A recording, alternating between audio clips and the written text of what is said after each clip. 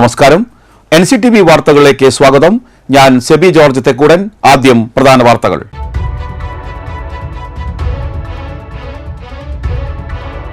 പ്രൗഢഗംഭീരമായി Kerala vision Nexus വിദ്യാഭ്യാസ പുരസ്കാര വിതരണ ചടങ്ങ്. ദേശീയപാതയിൽ കോട്ടയിൽ നിർത്തിയിട്ടിരുന്ന തടിലോറിയുടെ പിന്നിൽ ബൈക്കിടിച്ച് യുവാവ് മരിച്ചു. ദേശീയപാത അമ്പലൂരിൽ അപകടത്തിൽപ്പെട്ട ലോറി ഡ്രൈവർമാർ തമ്മിലുണ്ടായ തർക്കത്തിൽ ഒരാൾക്ക് കുത്തേറ്റു. അടിപ്പാത നിർമ്മാണം നടക്കുന്ന ആമ്പല്ലൂരിൽ രൂക്ഷമായ ഗതാഗത കുരുക്ക്. ആംബുലൻസും വഴിയിൽ കുടുങ്ങി.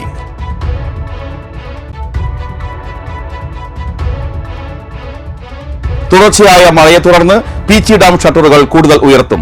മണലി, കരുവന്നൂർ പുഴകളിലെ തീരത്ത് താമസിക്കുന്നവർ ജാഗ്രത പാലിക്കേണ്ടതാണെന്ന് അധികൃതർ അറിയിച്ചു.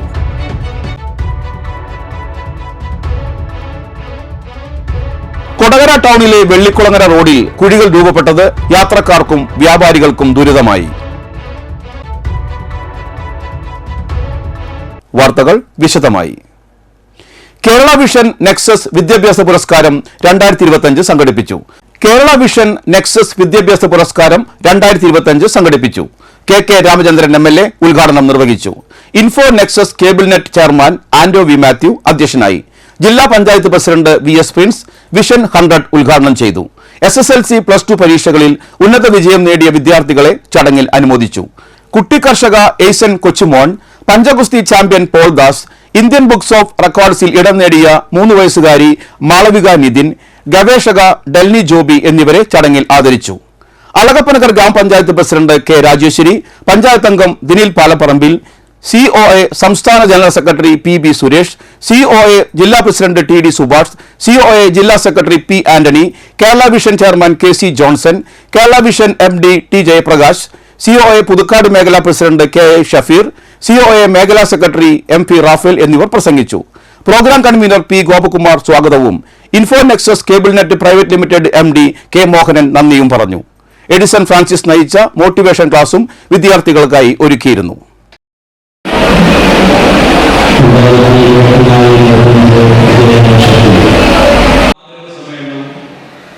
ഓരോ പരിപാടിയും നമ്മുടെ കുട്ടികളോട് 2 കാര്യങ്ങളാണ് പറയുന്നത്. ഒന്ന്, നിങ്ങൾ നേടിയ ഈ നേട്ടത്തിൽ ഞങ്ങളെല്ലാവരും, അത് നെക്സസും കേരള വിഷനും ജില്ലാ പഞ്ചായത്തും ജനപ്രതിനിധികളും ഈ നാടും എല്ലാം സന്തോഷിക്കുകയാണ്. നിങ്ങളെ ആകമാനം ഞങ്ങളുടെ എല്ലാവരുടെയും അഭിനന്ദനങ്ങൾ അർപ്പിക്കുകയാണ്. രണ്ടാമത്തെ കാര്യം, നിങ്ങൾ നേടിയ നേട്ടം നിലനിർത്താൻ ആവശ്യമായ ഒരു ചലഞ്ച് കൂടി, അല്ലെ, ഇത്തരം ആദരവ് സമ്മേളനങ്ങൾ നിങ്ങൾക്ക് നൽകുക. ആ ചലഞ്ചാണ് നൽകുന്നത്. കാരണം ഇനിയും വേറെ പുതിയ നേട്ടങ്ങൾ കൈവരിക്കാൻ നിങ്ങൾക്ക് ഇവിടെ തൃശ്ശൂർ പൂരത്തിൻ്റെ വെടിക്കെട്ട് കഴിഞ്ഞിട്ട് ഉള്ളൊരവസ്ഥയിലാണ് വന്നിരിക്കുന്നത്. എല്ലാവരും ഓരിത്തിരിപ്പിച്ചുകൊണ്ട് വലിയ കാര്യങ്ങളൊക്കെ നമുക്ക് പറഞ്ഞു തന്നു പോയ എഡിസൺ. അതുകൊണ്ട് തന്നെ ഇനിയുള്ള കാര്യങ്ങൾക്കൊന്നും വലിയ പ്രസക്തിയില്ല. ഇവിടെ എന്നോട് മുഴുവൻ അവാർഡുകളും കൊടുക്കാമെന്ന് ഇവിടെ MLA അവിടെ ഏറ്റുകഴിഞ്ഞു. എല്ലാവർക്കും മറ്റുള്ളവർക്ക് അദ്ദേഹം തന്നെ കൊടുക്കണമെന്നാണ് അദ്ദേഹത്തിൻ്റെ താല്പര്യം. അപ്പോൾ അത് വാങ്ങിക്കാനാണ്, ആ ആശംസകൾ കേൾക്കാനാണ് നമ്മളിവിടെ കൂടിയിരിക്കുന്നത്. ദേശീയപാതയിൽ പോട്ടയിൽ നിർത്തിയിട്ടിരുന്ന തടിലോറയുടെ പിറകിൽ ബൈക്കിടിച്ച് യുവാവ് മരിച്ചു. പേരാമ്പ്ര സ്വദേശി 37 വയസ്സുള്ള കീർത്തി C രാജ് ആണ് മരിച്ചത്. ദേശീയപാത ആമ്പല്ലൂരിൽ അപകടത്തിൽപ്പെട്ട ലോറി ഡ്രൈവർമാർ തമ്മിലുണ്ടായ തർക്കത്തിൽ ഒരാൾക്ക് കുത്തേറ്റു. മാടക്കത്തറ സ്വദേശി കുളങ്ങരപ്പറമ്പിൽ വീട്ടിൽ സുരേഷിന്റെ മകൻ 33 വയസ്സുള്ള ഋതുവിനാണ് കുത്തേറ്റത്. ഷോൾഡറിൽ കുത്തേറ്റ ഋതുവിനെ തൃശൂരിലെ സ്വകാര്യ ആശുപത്രിയിൽ പ്രവേശിപ്പിച്ചു. സംഭവത്തെ തുടർന്ന് ലോറിയുമായി രക്ഷപ്പെട്ട പ്രതി അജ്മലിനെ പുതുക്കാട് പോലീസ് പൊങ്ങത്ത് നിന്ന് പിടികൂടി. ശനിയാഴ്ച രാവിലെ 9 മണിയോടെയായിരുന്നു സംഭവം. പാലക്കാട് നിന്ന് കൊടകരയിലേക്ക് മെറ്റലുമായി വന്ന ഋതുവിന്റെ ടോറസിൽ ആമ്പല്ലൂർ അടിപ്പാതയ്ക്ക് സമീപം അജ്മലിന്റെ ലോറി ഇടിക്കുകയായിരുന്നു. ഇതേ തുടർന്ന് രണ്ടുപേരും വാക്കുതർക്കമുണ്ടായി. പിന്നീട് മുന്നോട്ടെടുത്ത ടോറസിന് കുറുകെ ലോറി നിർത്തി പുറത്തിറങ്ങിയ അജ്മൽ സ്ക്രൂ ഡ്രൈവർ കൊണ്ട് ഋതുവിനെ ആക്രമിക്കാൻ ശ്രമിച്ചെങ്കിലും തടഞ്ഞു. ഇത് കണ്ട് നാട്ടുകാർ ഓടിയെത്തി ഇരുവരെയും പിടിച്ചുമാറ്റാൻ ശ്രമിക്കുന്നിടയിൽ അജ്മൽ ലോറിയിൽ നിന്ന് കത്തിയെടുത്ത് ഋതുവിനെ കുത്തുകയായിരുന്നു. 4 തവണ ഷോൾഡറിൽ കുത്തിയ ഇയാളെ നാട്ടുകാർ പിടികൂടാൻ ശ്രമിച്ചെങ്കിലും ലോറിയെടുത്ത് രക്ഷപ്പെട്ടു. സംഭവമറിഞ്ഞെത്തിയ പോലീസ് പിന്തുടർന്നാണ് പ്രതിയെ പിടികൂടിയത്. അടിപ്പാത നിർമ്മാണം നടക്കുന്ന ആമ്പല്ലൂരിൽ രൂക്ഷമായ ഗതാഗതക്കുരുക്ക്. ദേശീയപാതയിൽ തൃശൂർ ഭാഗത്തേക്കായിരുന്നു രൂക്ഷമായ ഗതാഗതക്കുരുക്കുണ്ടായത്.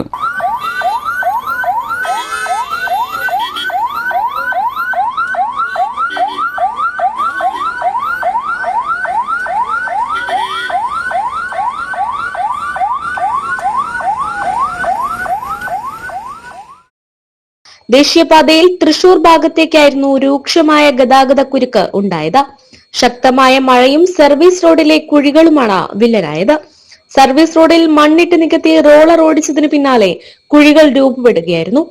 സർവീസ് റോഡ് നല്ല രീതിയിൽ ടാർ ചെയ്ത പ്രശ്നത്തിന് ശാശ്വത പരിഹാരം കാണണമെന്നാണ് യാത്രക്കാരുടെ ആവശ്യം.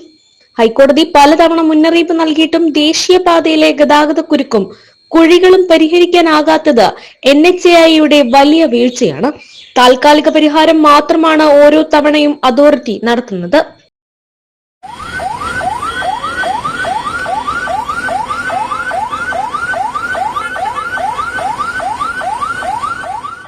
തുടർച്ചയായ മഴയെ തുടർന്ന് പീച്ചി ഡാം ഷട്ടറുകൾ കൂടുതൽ ഉയർത്തും.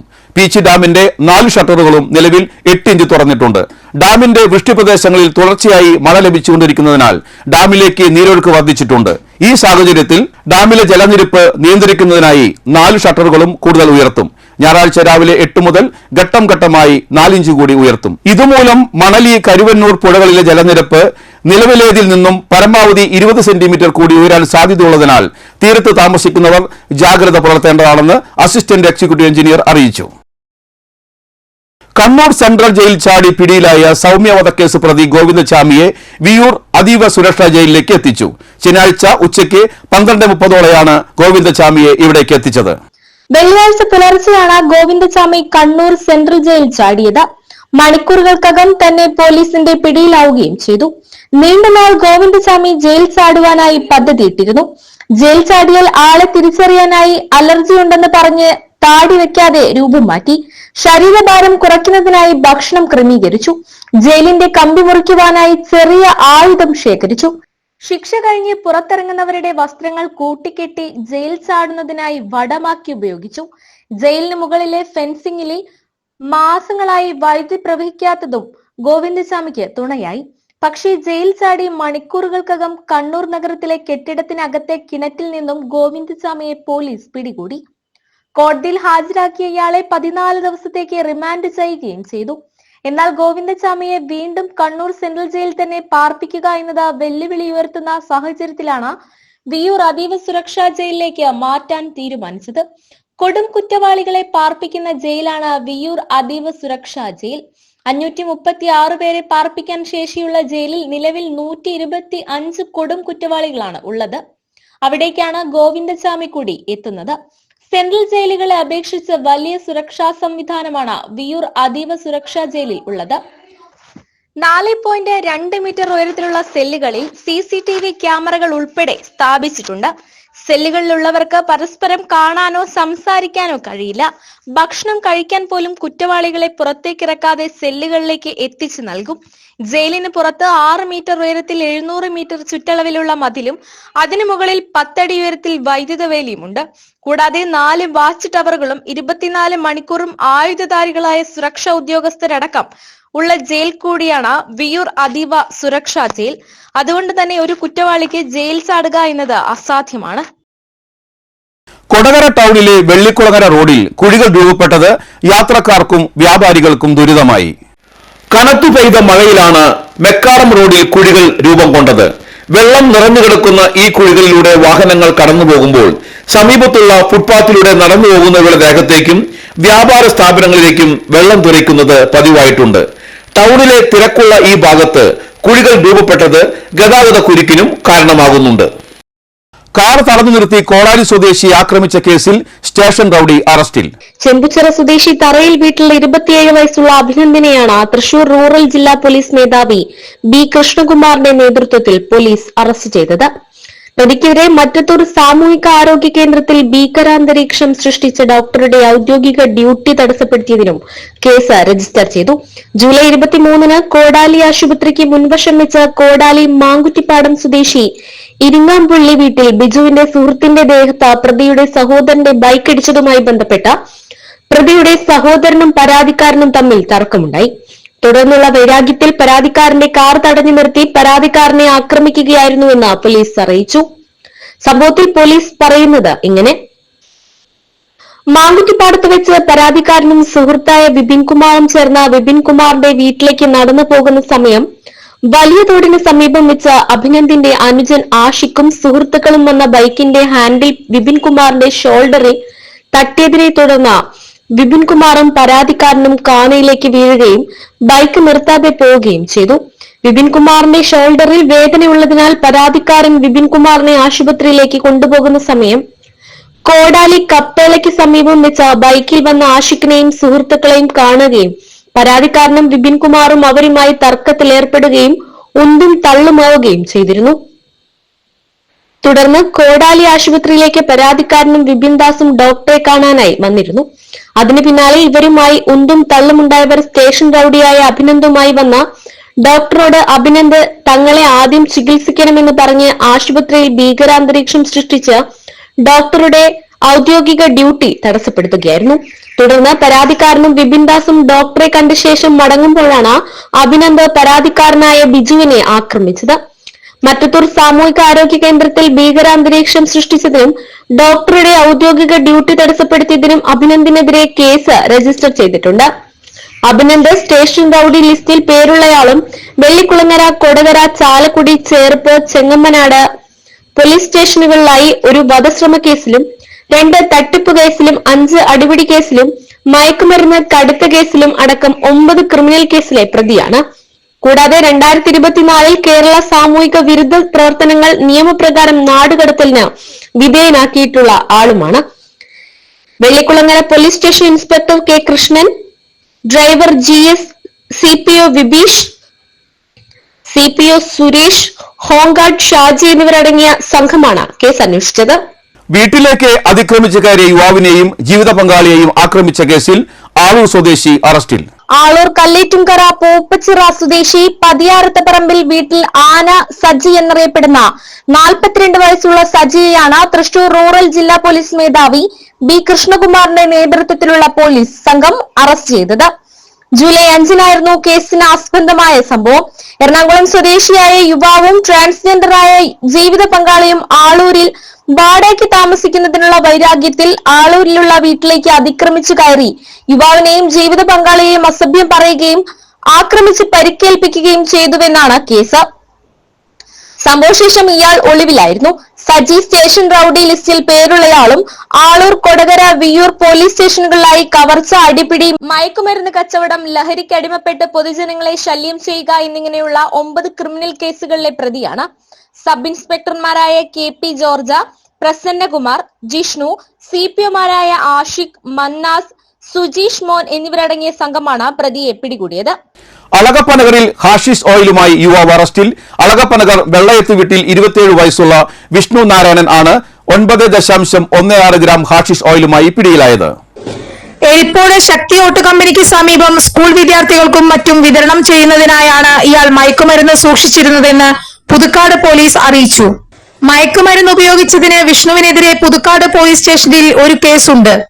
Puthukkad police station inspector Mahendra Simhan, sub inspector N Pradeep, probation SI Vaishnav, civil police officer Sujith എന്നിവർ ചേർന്നാണ് പ്രതിയെ പിടികൂടിയത്. മട്ടത്തൂർ പഞ്ചായത്ത് 23-ാം വാർഡിൽ വയോജന ക്ലബിന്റെ നേതൃത്വത്തിൽ ഔഷധക്കഞ്ഞി വിതരണവും ആയുർവേദ ഹോമിയോ മെഡിക്കൽ ക്യാമ്പും സംഘടിപ്പിച്ചു. പഞ്ചായത്ത് വൈസ് പ്രസിഡന്റ് ഷാൻഡോ കൈതാരത്ത് ഉദ്ഘാടനം ചെയ്തു. പഞ്ചായത്ത് അംഗം ജിഷ ഹരിദാസ് അധ്യക്ഷത വഹിച്ചു.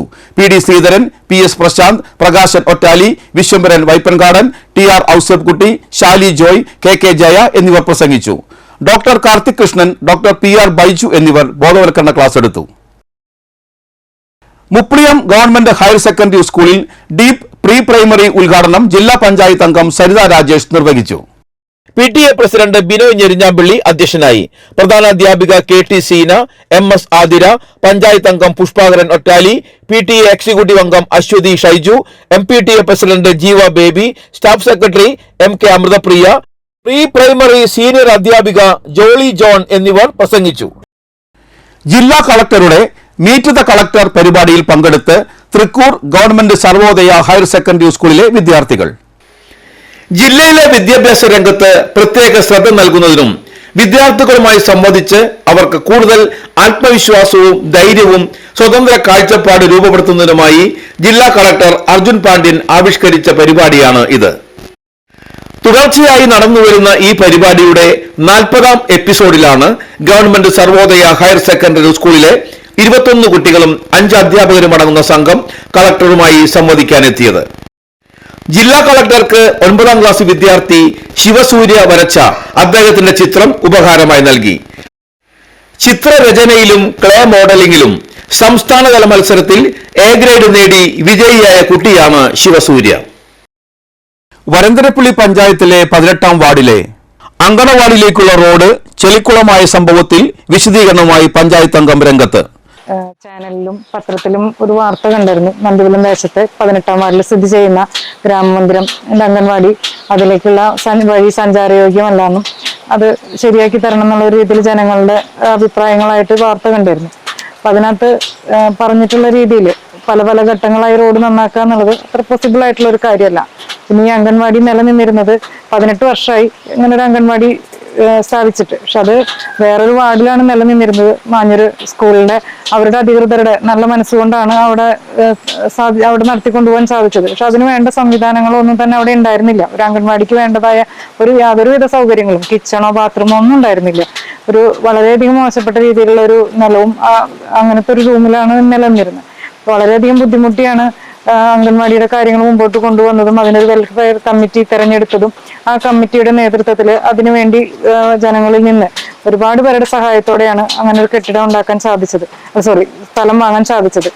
അതിനുവേണ്ടി 6 ലക്ഷം രൂപയോളം പിരിച്ചെടുത്ത് 6 സെന്റ് സ്ഥലം വാങ്ങി ആ സ്ഥലം പഞ്ചായത്തിലേക്ക് വിട്ടുകൊടുത്ത് അതോടൊപ്പം അതിലേക്കുള്ള വഴിയും പഞ്ചായത്തിലേക്ക് 2023 ഒക്ടോബറിലാണ് രജിസ്റ്റർ ചെയ്ത് നൽകിയത്. 2 വർഷം ആവുന്നതേ ഉള്ളൂ.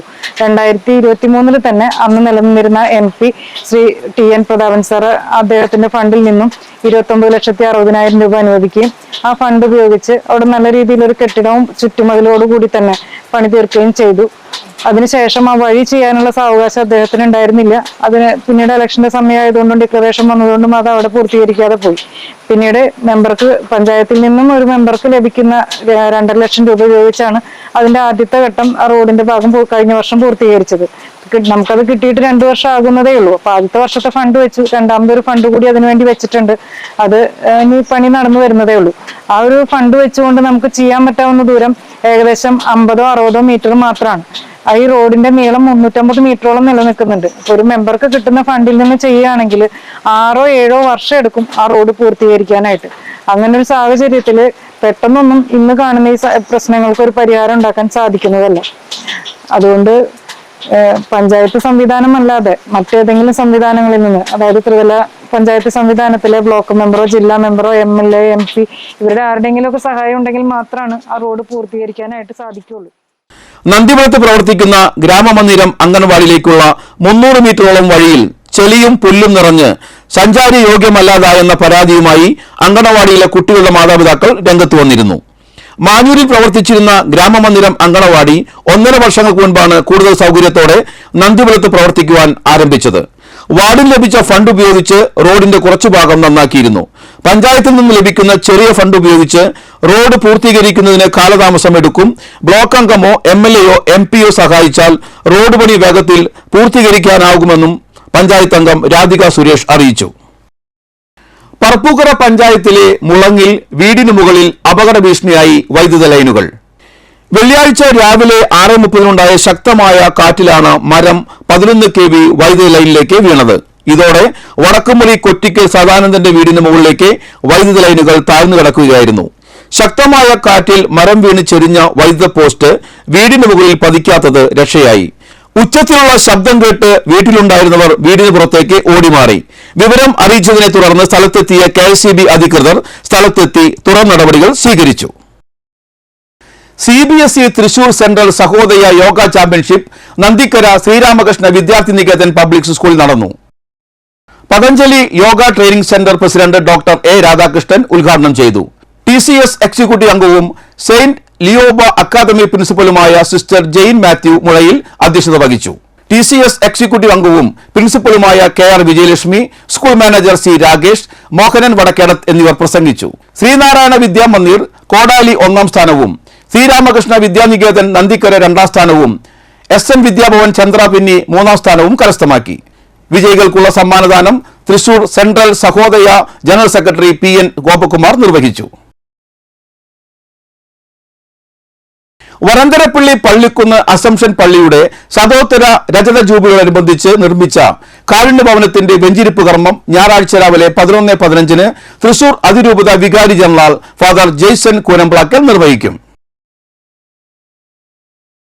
ഒമ്പതുങ്ങൽ സുബ്രഹ്മണ്യ സമാജം കൈലാസ ശിവക്ഷേത്രത്തിൽ അഷ്ടദ്രവ്യ മഹാഗണപതി ഹോമവും ആനയൂട്ടും ഞായറാഴ്ച നടക്കും. ചടങ്ങുകൾക്ക് ക്ഷേത്രം ഉപദേഷ്ടാവ് മണികണ്ഠൻ, മേൽശാന്തി കുട്ടൻ ഏരിയക്കാടൻ എന്നിവർ നേതൃത്വം വഹിക്കും. അന്നേ ദിവസം വിശേഷാൽ പൂജയും അന്നദാനവും ഉണ്ടായിരിക്കും. Kallur Ayyankode front line group Kodakara Shanthi ആശുപത്രിയുമായി സഹകരിച്ച് ഞായറാഴ്ച സൗജന്യ നേത്ര പരിശോധന ക്യാമ്പ് നടത്തും. രാവിലെ 9:30 മുതൽ ഉച്ചയ്ക്ക് 12:30 വരെ കല്ലൂർ അയ്യങ്കോട് കുളത്തിന് സമീപമുള്ള ഫ്രണ്ട് ലൈൻ ഓഫീസിലാണ് ക്യാമ്പ് നടക്കുന്നത്. തൃക്കൂർ ഗ്രാമപഞ്ചായത്ത് പ്രസിഡന്റ് സുന്ദരി മോഹൻദാസ് ഉദ്ഘാടനം നിർവഹിക്കും. പഞ്ചായത്ത് അംഗം KK സലീഷ് സന്നിഹിതനാകും. കാലാവസ്ഥ.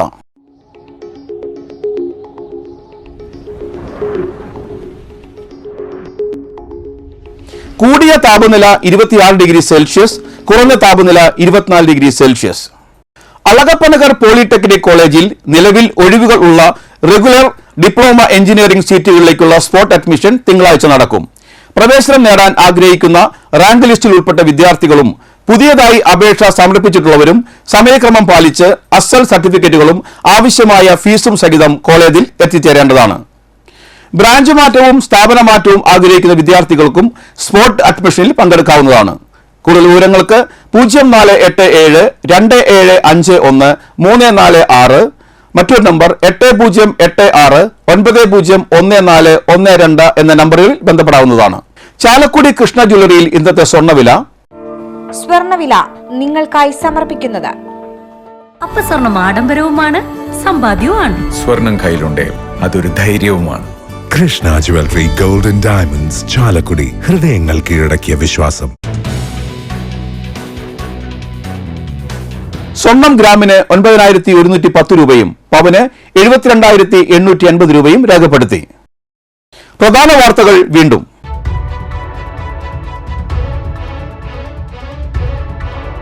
പ്രൗഢഗംഭീരമായി കേരള വിഷൻ നെക്സസ് വിദ്യാഭ്യാസ പുരസ്കാര വിതരണ ചടങ്ങ്. ദേശീയപാതയിൽ പോട്ടയിൽ നിർത്തിയിട്ടിരുന്ന തടിലോറിയുടെ പിന്നിൽ ബൈക്കിടിച്ച് യുവാവ് മരിച്ചു. ദേശീയപാത അമ്പലൂരിൽ അപകടത്തിൽപ്പെട്ട ലോറി ഡ്രൈവർമാർ തമ്മിലുണ്ടായ തർക്കത്തിൽ ഒരാൾക്ക് കുത്തേറ്റു. അടിപ്പാത നിർമ്മാണം നടക്കുന്ന ആമ്പല്ലൂരിൽ രൂക്ഷമായ ഗതാഗത കുരുക്ക്, ആംബുലൻസും വഴിയിൽ കുടുങ്ങി.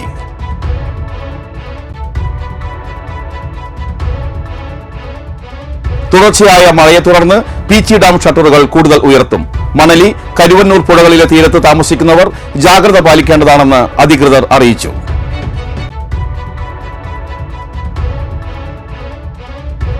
കൊടകര ടൗണിലെ വെള്ളിക്കുളങ്ങര റോഡിൽ കുഴികൾ രൂപപ്പെട്ടത് യാത്രക്കാർക്കും വ്യാപാരികൾക്കും ദുരിതമായി. ബുള്ളറ്റിൻ പൂർണ്ണമാകുന്നു. പുതുക്കാട് മേഖലയിലെ പ്രധാന സംഭവങ്ങളുടെ വാർത്താ ക്ലിപ്പുകളും ഡെയിലി ന്യൂസും NCTV ന്യൂസ് എന്ന യൂട്യൂബ് ചാനലിൽ ലഭ്യമാണ്. ന്യൂസ് ബുള്ളറ്റിന്റെ പ്രീമിയർ സംപ്രേഷണം എല്ലാ ദിവസവും രാത്രി 10-ന്. പുതുക്കാട് നിയോജകമണ്ഡലം, കൊടകര ബ്ലോക്ക് പഞ്ചായത്ത് പരിധികളിലെ സമഗ്ര വാർത്തകൾ അറിയാൻ NCTV ന്യൂസ് എന്ന യൂട്യൂബ് ചാനൽ സബ്സ്ക്രൈബ് ചെയ്യുക. നമസ്കാരം.